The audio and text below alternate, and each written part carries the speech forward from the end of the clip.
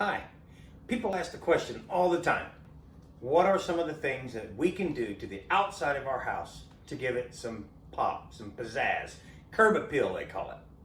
Well, it's simple. There's a few things you can do. You can paint, you can do a lot of landscaping, and then you can do this. You can change the lights on your outside of your house. A lot of houses have coach lights. Those are the lights on each side of the garage. Maybe they have them at the front of the house or front of the door. Today, we were given these coach lights that we are going to install to be able to make the front of the house look just a little better. So we're going to start by unboxing. So there are two lights in here that we are going to install on the front of the house. In the back of this box, it has the lids. When you open it up, you can see that they're very well protected with styrofoam. Not only are they styrofoam, but they are individually wrapped so they won't get scratched. So as you open them up, they look really, really nice. So now I'm going to bring this up to the camera a little bit. You can see they have a really nice matte finish on the lantern itself. You can see the glass is beveled but clear, and it's easy to get into to be able to change the lights by taking off these two bolts here. So stay with us as we install these on the front of the house.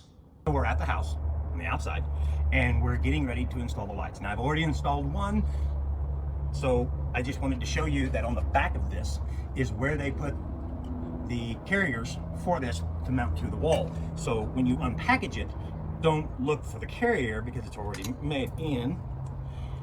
So all you have to do is take and unscrew the nuts, and then you take it.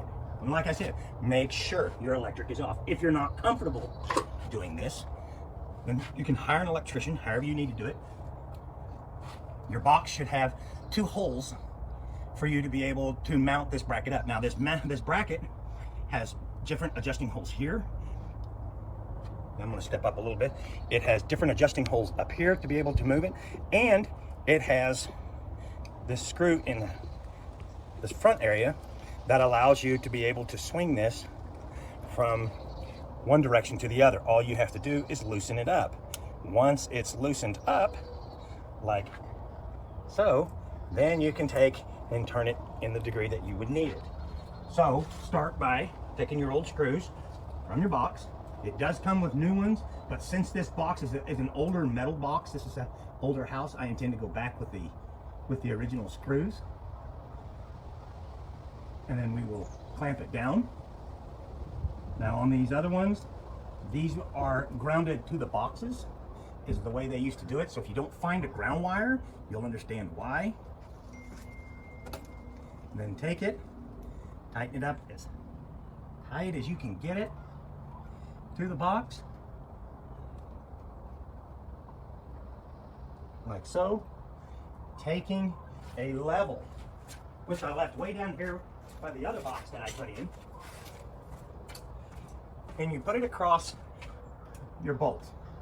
Get it to where it lines up level, snug it up, so that if there's any adjustments that you need to make with the level, you can do it before you tighten it.